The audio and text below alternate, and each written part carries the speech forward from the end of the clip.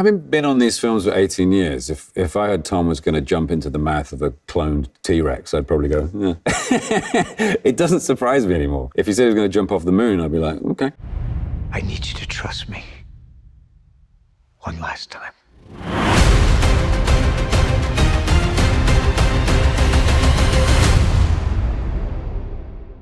Stop searching, start watching. Get curated movie and TV picks at flixpicker.com. Oh, I love playing Benji.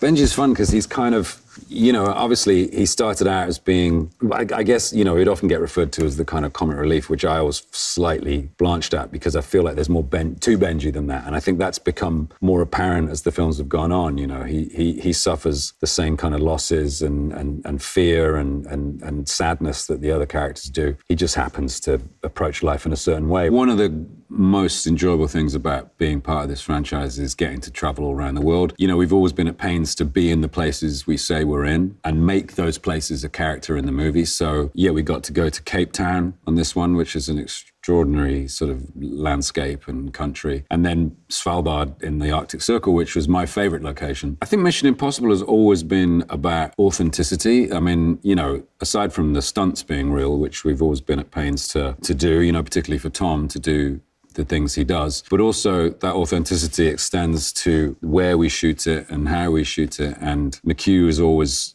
keen to go to places and find the story in those places, let the story be told to us by the places. And you can't do that unless you go to those places for real, which we do. So, you know, I've been all over the world with Mission Impossible, and it's been such an adventure for me. Having been on these films for 18 years, if I heard Tom was going to jump into the mouth of a cloned T-Rex, I'd probably go, yeah. It doesn't surprise me anymore. If he said he was going to jump off the moon, I'd be like, okay. I think the audience can expect stuff they've never seen done for real before. Obviously, you know, digitally these days you can do pretty much anything, but there is a frisson of genuine tension, of genuine fear when you see something which has been done for real. And so everything that you see in this movie is generally speaking, is done for real. And I think this will be just something that you've never seen in a submarine movie before.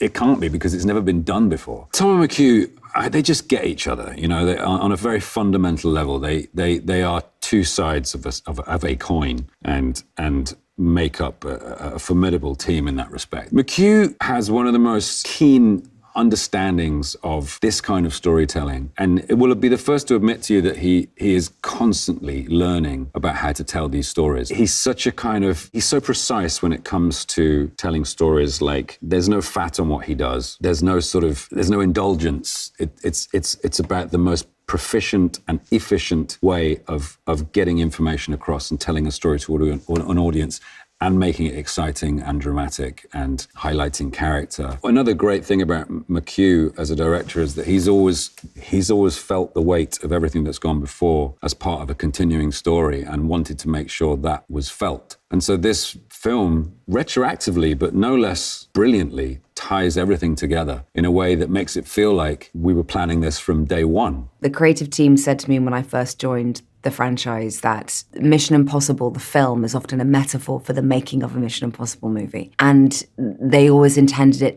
to be a far-reaching global experience for audiences. And so they're always looking to expand their geographical ambitions. And they certainly did with this one.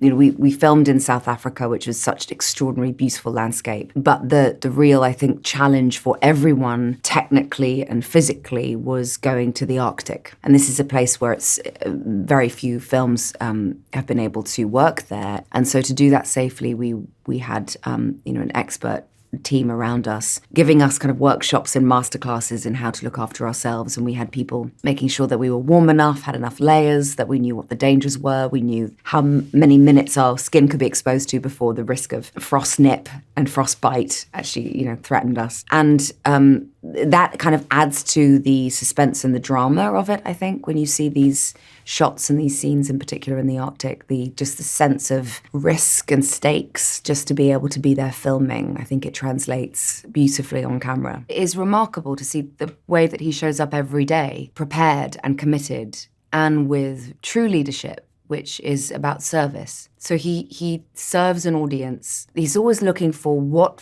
is the most alive, what will deliver and land in a way that's not been seen before. Everything he does is a love letter to cinema. Everything he does is part of building a legacy of wanting cinema at this scale to not only survive, but to thrive. He loves working with people, and he knows that when he pushes himself, the knock-on effect is that it will inspire and encourage other people to go beyond their own comfort zone and to do and be capable of doing great things. This is something else that no one else does apart from Tom, which is it's real. So what you're impressed by is the fact that it's happening. You're not impressed by how clever something is made to look like it's happening. And I think you feel it in him, like in every cell of his body when he runs or when he does something. You can feel it. There's a symbiotic rapport that they have where they can kind of finish each other's sentences and they speak the same language. And, that's, it's wonderful to see. There's a real mutual respect that they have. And, they work together brilliantly. They both share the same ambition of wanting to push themselves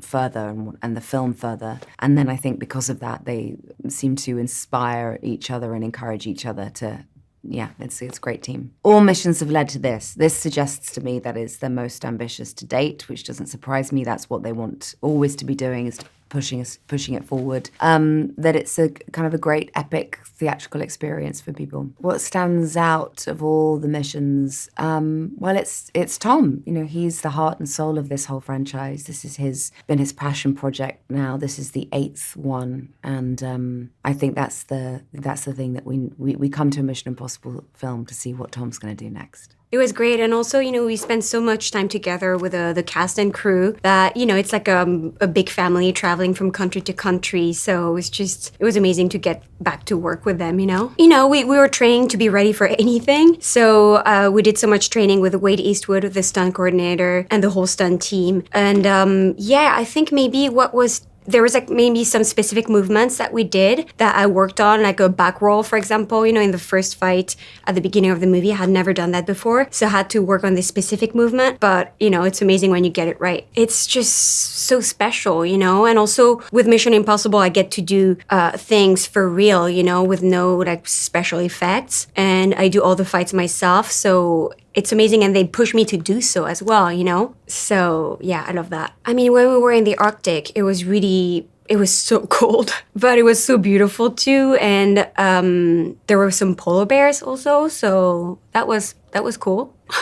Far away. They were not too close. This movie is mind-blowing. It's just epic. Tom does incredible stunts in the sky, underwater. I have some amazing fight scenes too with fire around. What else? There is so many incredible characters in the movie. I'm excited because I got to do some scenes with Simon Pegg too. And what else? The movie is so rich. It's so hard to pinpoint something, one particular thing. Because it should be seen on that big screen. You want to see it on IMAX. You want to see it on the biggest screen possible with great sound. It is it's an epic story, visual. It has great drama, emotion, and action. It is made, designed, and built for the theatrical experience. I think audiences will see it. I mean, you look at the sequences that we have here. What I like to do is take everything that we learned from one movie, whatever it is, and then put it in the next. And you'll see this is not only a culmination of the last 30 years of this franchise, but it's a culmination of the 45 years that I've been privileged enough to make movies. The audience is going to have to see it. It's called The Final Reckoning. First of all, he's just a great guy. He's a lot of fun, very smart. We just have a lot of fun creating stories together, and I have so much admiration and respect for him. He's enormously talented, enormously inventive, and has a very, very large adventurous spirit. It's an honor for me. I love to see people do well. I love to see them take on challenges, and if there's anything I can do to help in any way, I want to do that, and that's really wonderful, and I love seeing them do that.